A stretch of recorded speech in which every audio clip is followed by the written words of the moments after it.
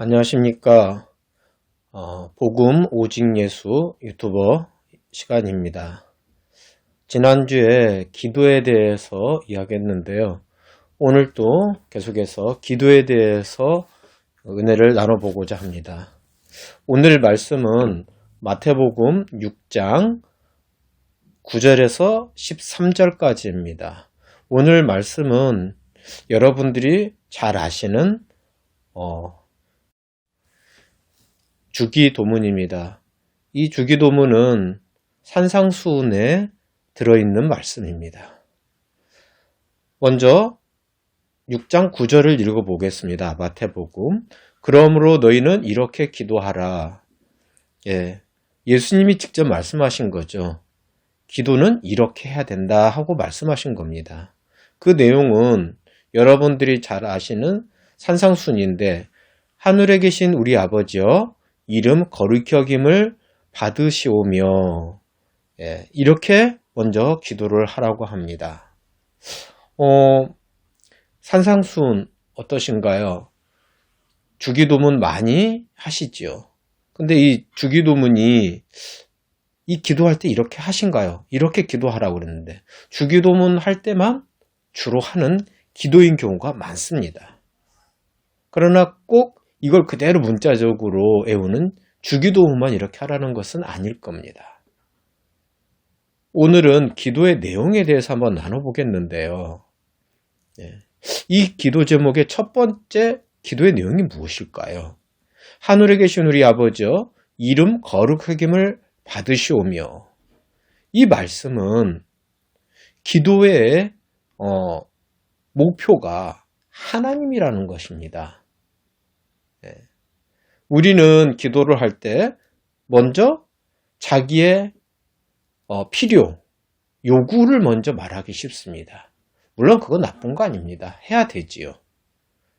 그러나 조금씩 단계가 발전되어 갈수록 우리는 주님이 가르쳐준 기도 쪽으로 가게 돼야 됩니다. 그것은 무엇인가 하니 하나님을 하나님으로 높이는 그런 이름을 거룩히 여김을 받으시는 그런 기도를 해야 됩니다. 이건 무엇일까요? 기도는 예전에 기도의 정의를 할 때 기억나시나요? 기도는 하나님께 드려지는 예배라고 그랬습니다. 즉 우리의 기도는 무엇보다도 하나님께 드려지는 예배와 같은 그런 것입니다. 그래서 하나님을 위하여서 먼저 그 이름이 거룩히 여김을 받으시옵시고 하는 예배의 시작이 있어야 되는 것입니다.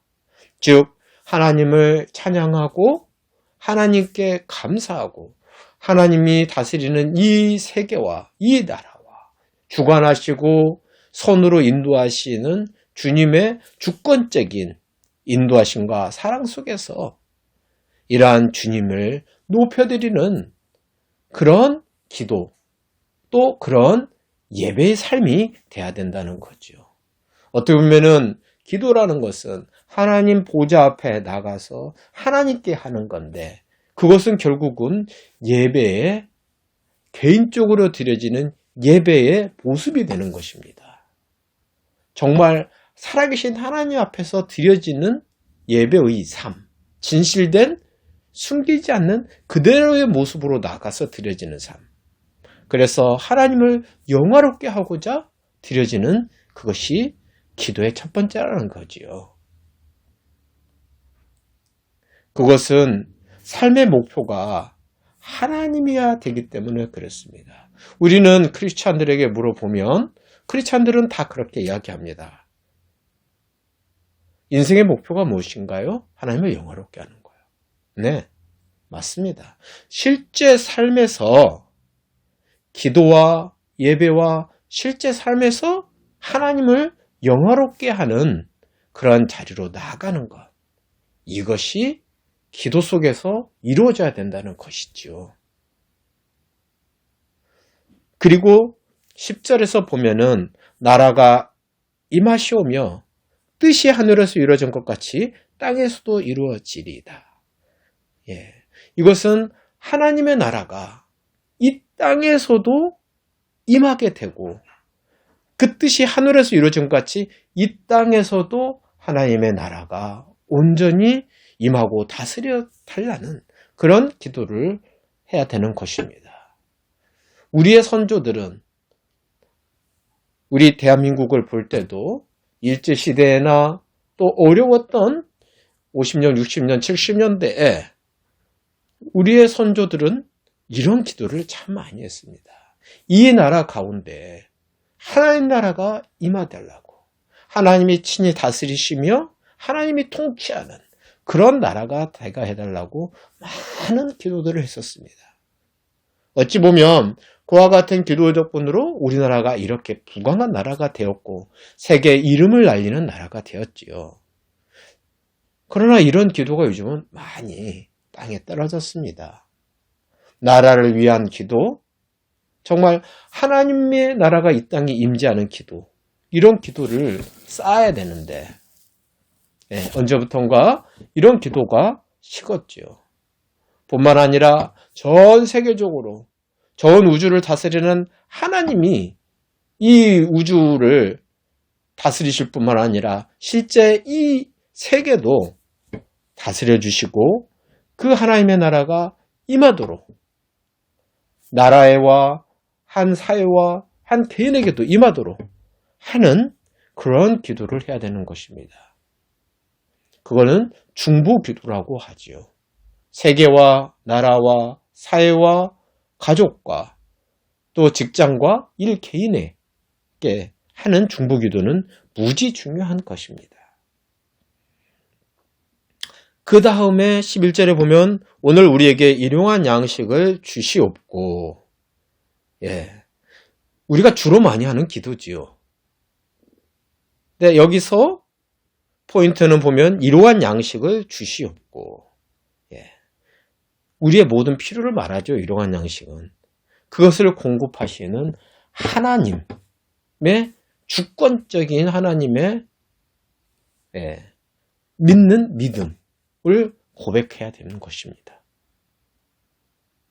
정말 일상의 삶의 모든 것에 하나님을 의지하고 임재해서 그 뜻이 이루어지도록 기도하고 필요가 채워지도록 기도하고,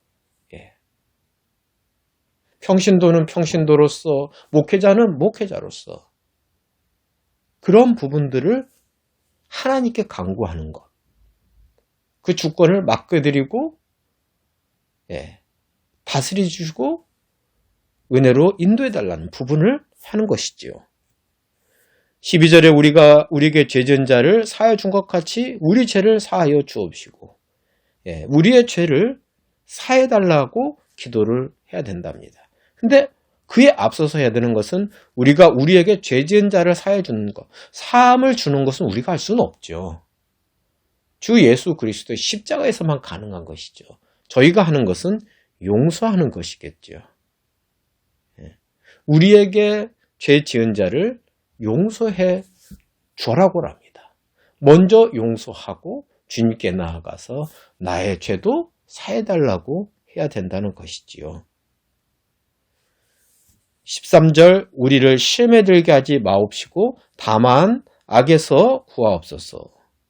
여기서 보면은 우리가 시험에 들게 하지 마옵시고 미래형이죠. 앞으로 일어날 일들에 대해서 시험에 들지 않게 달라는 겁니다. 악에서 구하시옵소서. 우리는 우리의 앞날에 대해서 오늘 하루에 일어날 일들에 대해서 시험에 들지 않기를 주님께 의지하고 간구해야 된다는 것이죠. 우리가 시험을 이기고 악을 빠져나올 수 있는 것이 아닙니다.